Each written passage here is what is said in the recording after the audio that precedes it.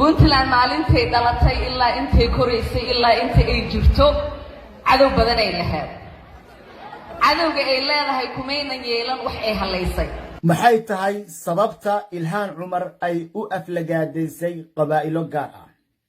marka laga soo tago diinka baxa iyo dhaqan xumada Ilhaan Cumar ay la soo shaabaxday ma ogtahay in Ilhaan Cumar ay tahay qof qabyaaladiisato ah waliba xitaa aan ka xishoon in ay ku faanto inay tahay naag uu qabiilgilooday maanta waxaan rabaa inaan idin soo bandhigo gabar caan ah oo ummadda Soomaaliyeed iyaga oo isku duuban ay caawiyeen laakiin iyadu ka dooratay kaliya in ay tolkeeda caawiso kuna faanto inay qabiil tahay bilowdana aarsi qarsoon oo dadku inta badan ayna ogeyn bal marka hore waxaad ila daawataa iyada oo caayaysa iyada oo aflagaadaynaysa iyada oo ku dhaga hadlaysa qabaa'ilo gaar ahaan beesha hawiye iyo beesha isaaq iyada oo qaabkay u hadlayso aad dareemaysid cadowtinimada caadifada iyo qabyaalada ka buuxda heerka ay gaarsiisan tahay bal marka hore aynu daawano fiidiyogan idinkoo mahadsan Puntland maalintay dhalatay ilaa intay koraysay ilaa inta ay jirto cadow badan ay lahayd cadowga ay leedahay kumaynan yeelan wax ay haleysay waxay cadowgaasi ku yeelatay hore marka ay gaartay iyo meesha maanta ay ka joogto Soomaaliya marka reer Puntland cadownimadaasi uma arkaan xumaanay waxay u arkaan wax lagu faano anigana taasoo kale taan u arkaa dad waxay dhahaan Ilhaan ay cadowgaaga waa bateen haddaad guulaysanaysid cadowgaaga way badanayaan horumarkaaga badan cadow uu keenayaa laakiin waa inaan xasuusanaa qofka hadduu u baahan yahay qof kale inuu qoorta uga istaago inuu asiga isku ogaado inuu dheer yahay in qofka oo dhulka jooga uu wax ka haleysnayn laakiin qofkaasi oo u maleeya taas inay faa'iido ugu jirto inuu asiga yahay qofka wax ka haleysan yahay haddaba sidaynu dhammaanteenba wada ognahay beesha Majeerteen waxay cadow u yaqaanaan isaaq iyo habargidir ama si kale marka loo dhigo Somaliland iyo Galmudug gabadha tan sidan u hadlaysa waxaynu ognahay in ay soo shaac saareen ama ay caawiyeen dad Soomaaliyeed gaar ahaan dadka ay cadowga ku sheegayso waxa xasuusin mudan in Ilhaan Cumar markii la doortay ay aaday maamulka Puntland iyada oo reerkooda ku qancisay in baarlamaanka ay u joogto kaliya beesha Majeerteen laakiin arinta yaab kale oo aan hubo in ay soo jeeda doontaa waxay tahay in maamulka Puntland uu sheegay in uu isku soo dhaweeyo Ilhaan Cumar baarlamaanka ay ka tirsan tahay iyo baarlamaanka Puntland arintaas oo ka yaabisay ummad Soomaaliyeed waxaad la daawataan beesha Majeerteen qayb ka mid ah oo Ilhaan Cumar la dardaarmaya sheegayana inay isku soo dhaweyso maamulka Majeerteen iyo maamulka ay ka tirsan tahay aanu daawno fiidiyogan oo aan hubo in uu adiga ka yaabin doono dalku waa dalkiini waxaan ka rajaynaynaa runtii inaad wax badan oo aragtiyada ka kordho annaga lafteeda waxaan jecelnahay inaan wax badan kordhisano baarlamaanka Puntland iyo baarlamaanka Minnesota inay isku xidhmaan oo aan rajaynayno annaga waxaan ka faa'iideysan karaa idinkana waxba ka faa'iideysan karaa arinta kale oo aan hubo inay soo jeedan doontaa waxay tahay in Ilhaan Cumar ay taageerto kaliya musharaxiinta la haybta ah ama la jufida ah marka maamulka Puntland laga yimaado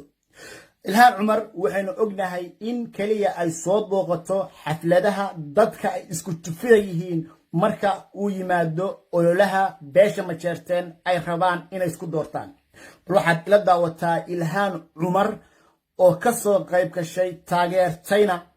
nin ay ilmaadeer labaad yihiin iyada oo ummadda Soomaaliyeed rabta in ay ku booriso in ninkaas ay taageeraan walaalkay asad in aan horay u soco dadkii dhalinyaradii wadankii ku noolaa niyadaad u dhistay kulligood waa ku istaageen annagana haddii aan nahay dhalinyarada diasporada ku nool annagana niyadaa noo dhistay annagana waan ku garab istaagsannahay.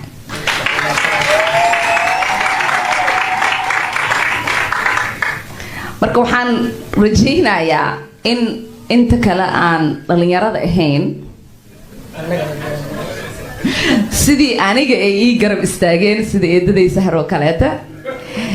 in iyagana ay saasoo kaleeta u garab istaagayaan oo ay u fududaynayaan. Ilhaan Cumar waa qoftii u horeysay oo sharafkeena, dhaqankeena iyo diinteennaba intaba ka gudbisay sawir qaldan. haddana Ilhaan Cumar waxaynu ognahay inay noqotay qofkii u horeysay oo saygeeda oo muslim ah ka raacday nin gaala. arrinta yaab kale waxay tahay in Ilhaan Cumar ay ahayd ama ay taageeri jireen kaliya beesha Hawiye oo ahaa dadkii u codeeyay codka badanna siiyay dhaqaalo haddii noqotana waxay ahaayeen dadkii fangareeyay. waxaad ila daawataa dhalinyarada ku nool dalka Mareykanka oo ka sheekeynaya qaabkii Ilhaan Cumar loo fangareeyay iyo qaabkii loo soo saaray iyo cidda soo saartay cidda ay ahayd. aynu daawana marka hore fiidiyogan. Congress markay u soo baxday Hawiye intuu tiro leekaa America meel kasta oo Hawiye joogaan taraag driver kasta waxa lagu qoray $500 inuu soo bixiyo. waa soo bixiye waa keenay dagaal waalan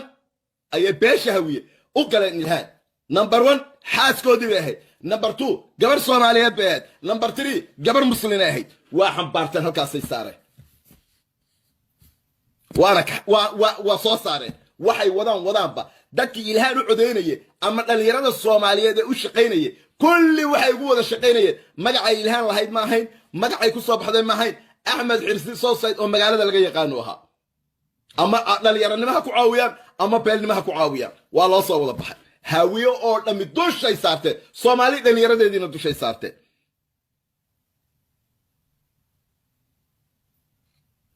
waa soo baxda waa guulaysatay. maxaa dhacay? Hawiyow maanta wax weyn baan idin dareensiinayaa. maxaa dhacay? Ilhaan markii ay guulaysatay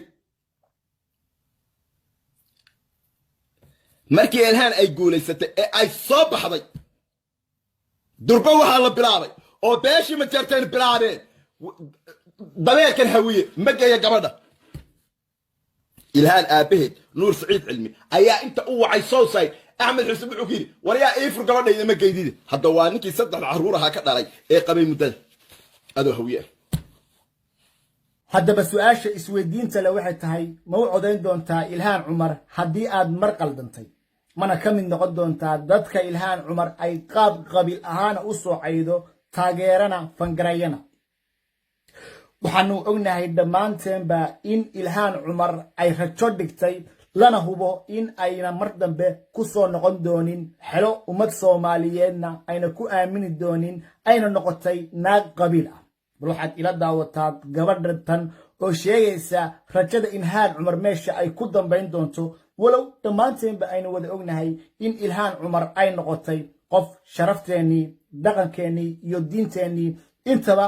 inta ay ku ciyaartay, haddana rabtaa in mar labaad lasoo doorto, rajana ka qabta inay soo noqoto. aynu daawana fiidiyowga. islaamkii kale iska daaye Soomaalidu ma siinayaan codkooda. iska daa qof muslim ah oo maanta haddii dadka islaamka ahi sharciga diinta islaamka marka la yiraahdo gabadha islaamka ah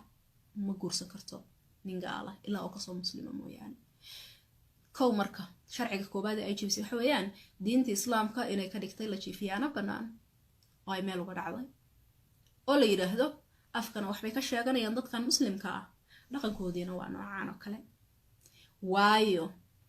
markaa tahay shaqsi guriga hooyadii kasoo kacon cidina aqoon haddaad guursato qof gaala xitaa adduunka intiisa kale kaama warqabto, adiga unba og, adiga ilaahay baana aakhira xisaabtamaya. laakiin marka adduunka oo dhami uu ku garanayo, muslimnimana uu kugu garanayo, kugu ixtiraamayo, kugu doorto, codkiisa kugu siiyo, kugu saboodgaraynaya, markaad hal mar aad diintaada islaamka xagga kale ka rogto dhabarjebin ku noqoto, maxaad ka filanaysaa in lagu siiyo macod? ma u malaynaya. iska daa marka muslimnimee kuwa kristaanka isla ah oo mareykanka u dhashay oo madowga ahi odayga madow oo mareykan u dhashay gabadhiisa kuma farxin cad inuu ku daro arrinta ku dhiirigelisay Ilhaan Cumar in ay dhaqankeena iyo diinteena intaba ay ku ciyaarto ayaa waxay tahay in Ilhaan Cumar qabiilkeedu ay ku taageeraan wax kasta oo ay samayso bal waxaad ila daawataa madaxweynaha maamulka Puntland walaalkiisa ka yar oo ku taageeraya Ilhaan Cumar dhaqan xumadeeda iyo diinka baxa iyo waxyaabaha ay samaysay oo ummadda Soomaaliyeed ilaa iyo hadda ay qaadan laadahay fiidiyowgan markaad daawatid waxaad dareemaysaa in beesha Majeerteen badankood ay ku taageeraan Ilhaan Cumar dhaqan xumada iyo diinka baxa iyo sharafkii dadka muslimiinta ah oo ay ku tumatay kuna ciyaartay anu daawana marka hore fiidiyowgan waxaan dareemayaa in xadgudub la samaynayo in qalad la gelayo waxaan aaminsanahay inaysan wax wanaagsan ahayn shariicada islaamka u fiicnay Soomaalinimada waxaan fadlan codsanayaa inaan muxuu ahaaye toola hawsha iyada muxuu ahaaye toola laga joogo oo gabadhaas walaasheena nolosheeda iyo guurkeeda lagu xurmeeyo waxa weeyaan absolutely waxa weeyaan wax qurux badan ma aha waxaasi wanaagna ma aha raali gelina lagama qaadan karo reerkaasi reer wanaagsan inay noqdaan oo Ilaahay isku barakeeyaan Ilaahay subhanahu wa ta'ala weydiinayna muxuu ahaaye wadada helo kitaab oo Ilaahay daacadiisa iyo muxuu ahaaye toolo u hoggaansamayna noqdaan baan u rajaynaynaa congratulations baan leenahay Ilhaan noloshaada cusub muxuu ahaaye toolo kugu taageerayna oo kugu la soconaa waa kugu naqaanaa inaad qof dhaqan xun ahayn akhlaaq xun ahayn wanaagsan oo wada wanaagsan ku taagneed mar hore iyo mar dambaba ka filmayna dhaqan xumo iyo jaayfo iyo sumcad darro inaad shacabweynaha Soomaaliyeed ama dadka islaamka u soo waxaan walaalaha Soomaaliyeed muxuu ahaaye aad iyo aad u wada hadalladan ka codsanayaa in hawshaas ka lagu soo ekeeyo laguna kalsoonaada anaga aqoonta u leeyahay